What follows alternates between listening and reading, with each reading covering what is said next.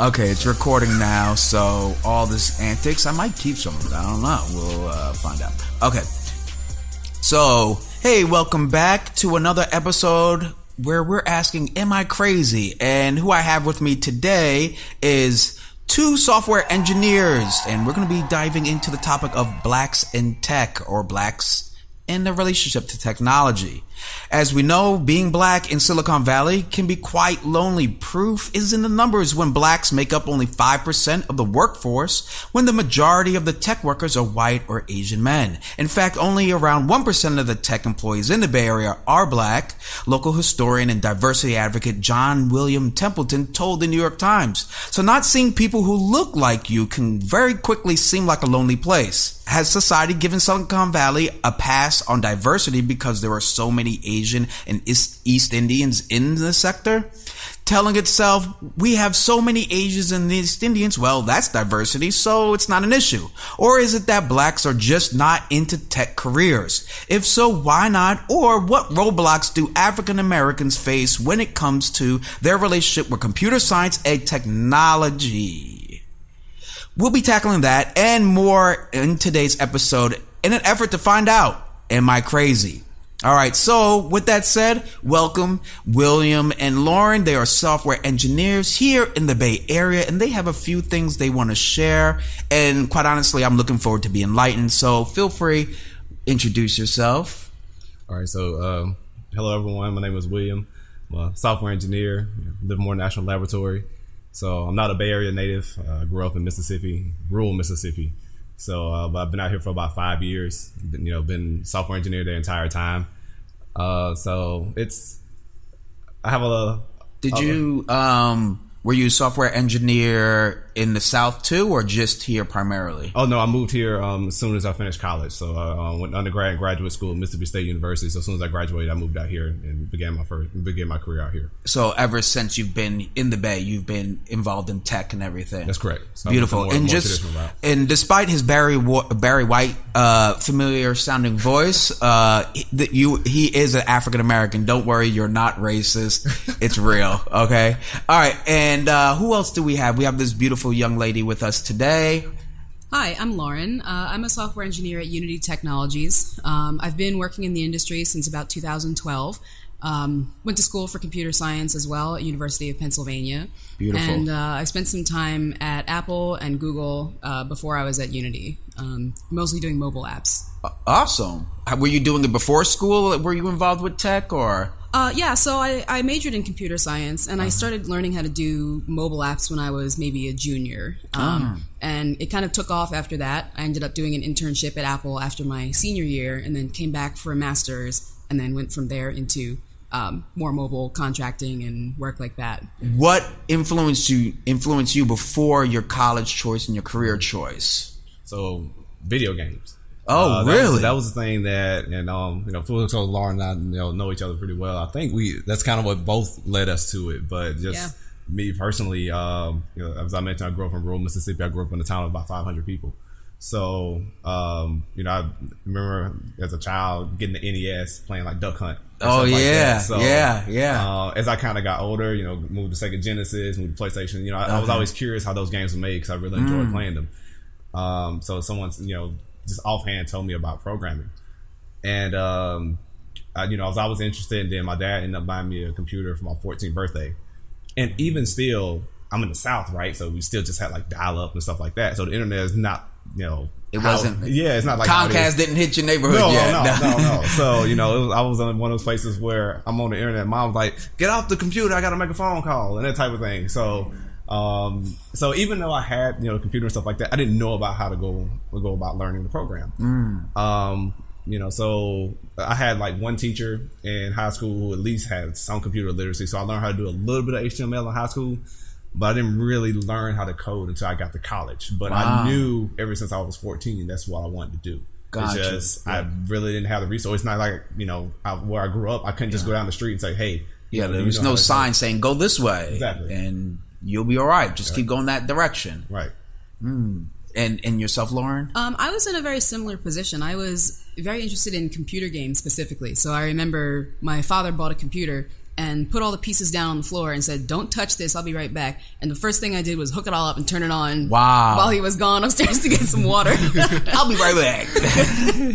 So I liked it for the games and I liked it for the creativity. I used to, make artwork and things like that, and even try to write little stories, or just, being able to use it almost similarly to the way I would use a piece of paper to play with, And then when I got to high school, I had a very similar experience where I learned HTML and instantly went straight to my MySpace and started customizing everything. Oh, yeah. Because that was the first thing I was That's like, what you had to now do. it can be sparkly because I know how to do this. Yeah, that was why all the load ups were super slow. People were figuring out how to code in their own simple ways through MySpace.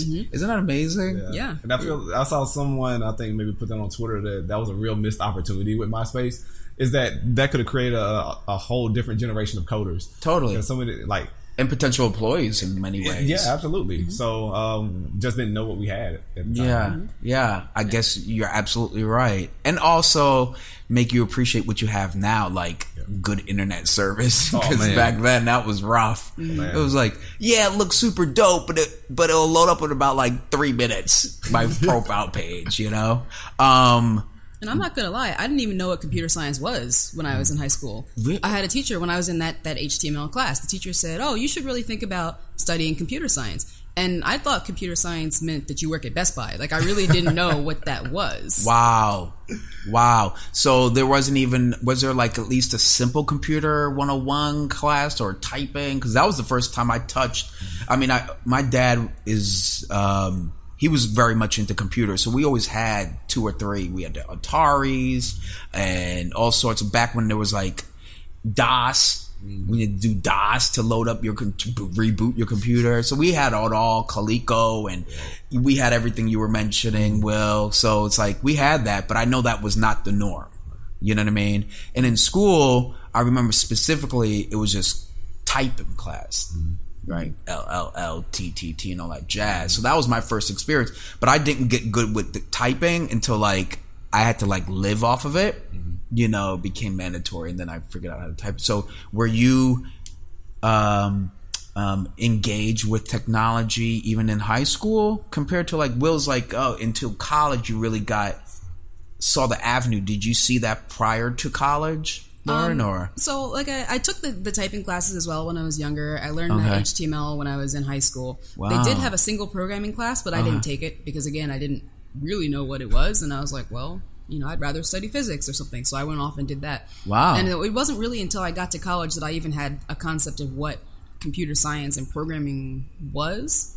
And once I figured it out, I was like, oh, that actually sounds kind of interesting. That's what I was doing the whole time, but nobody told me that's what it was called. Huh. That's interesting. So it seemed like a natural fit once you realize, like, oh, that's what I should be doing, kind of a thing. Pretty much. Wow. Okay, now, this seems, what's ironic between just you both, it seems like a totally different experience in terms of how you got introduced to technology. Aside from the video games, but like at school, right, you had to wait to college, was it? To really understand, like, oh, these are possibilities in courses. So that means through grade school, middle school, junior high, high school, when you're becoming a man or an adult, right, knowing what options and possibilities you have in this world, really, if you didn't take those extra steps, it would have passed you right by. Absolutely. And, got to give a huge shout out to my dad. That computer was not cheap, and we, to put it nicely, come from very humble beginnings. So, he scrapped together and went to Best Buy and got me like this just top of the line Sony Vaio desktop. Oh yeah, I always thought they look clean. Oh man, before the Macs. It's still sitting at the house right now. Oh, that's cool. So we keep it there. It's kind of like a keepsake. So, but man, I got a lot of mileage at that thing. Like even before I knew, as far as how to go out coding, that type of thing, I was using that thing to hustle. I was burning CDs. Like I was writing people's papers. Yeah, like that. CDs, remember MP3s, right? Man, because I LimeWire, man, hold the statute of limitations. Self-incriminating, but Pirate Bay. Yeah, so you know what I'm talking about. Like man, I had like a list circulating around the school. Like, oh, what you album, need? what album you want? I got them. I got the playlist. Yeah.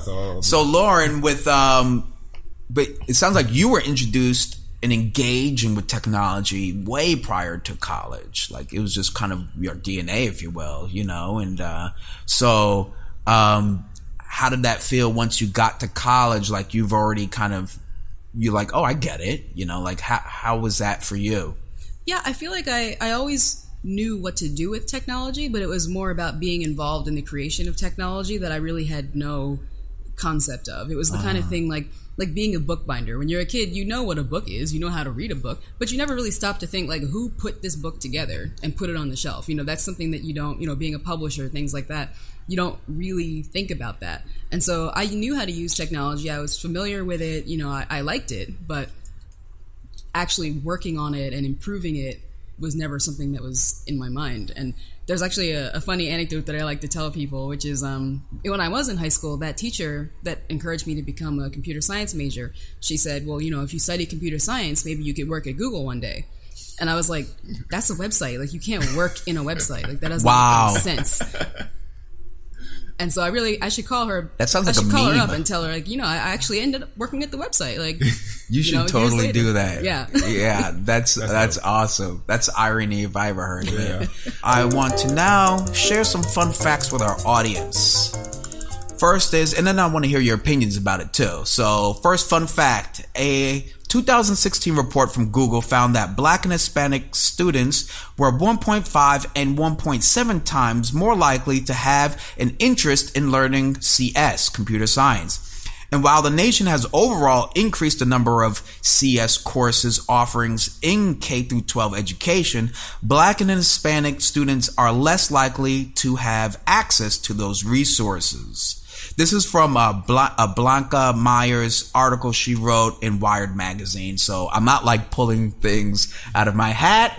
So like I did my research, folks. So if you want to post a comment, feel free. I may listen, I may not. I don't know. What is your thought, Lauren? Well, I know that for myself, access was everything. I mean, the fact that when I got to college, I was comfortable with computers, I was comfortable with phones, I knew how the internet worked, I had all this experience meant that it wasn't a big leap for me to go from using it to making it. I just had to realize that that was something I could do. But the actual usage of the technology, I knew what things were for, so I had an easier time figuring out how I could change them or how I could make things work the way I wanted them to work. Yeah, well, I agree. Like that sentiment sounds completely accurate as far as the numbers that you quoted. Because I lived it and I've seen it. Even my time going to college, I had a little bit of exposure, but I remember, showing up to the first day of my intro to computer programming class, and there was like 3-4 other Black students, we all kind of sat in the front, and I was like excited. I was like, yes, more of us. There's more of us. But as we got, further along, even just in the semester and definitely on like our studies, I just saw them kind of drop away. And were there any particular reasons that you started to see, like a common denominator? It's just all of us got obliterated by that class. All of us. Because the teacher kind of taught the class in the respect that you already had a notion of what was going on. Assuming you've had a previous experience like perhaps Lauren, growing up. Right. Touching and engaging with technology. Yeah, because most of us, we came in cold. Like I said, I just had a little bit of HTML, but we were learning C++. You had the interest. Yeah. Yeah. But we were learning C++ in that class. That I had never touched anything like that. I had never thought like that, or anything like that. So, and I think, my colleagues, my counterparts, my Black counterparts are also in that same boat. I was just so damn determined that I wasn't going to give up, that even when I was struggling, I did whatever, means necessary I could. Yeah. But, and then also, I obviously can't speak for them, don't know what type of, situation they had, coming up, whatever. But my parents were like on me, and then I had older sisters who were already going to college ahead of me. So I knew I had that expectation, and I also knew that if I didn't stay in college, I was going to go back to State Line, Mississippi, where there was basically no job for me. So by any means necessary. Yes, sir. Because I was like, I can't go back home because I'm going to lose my mind.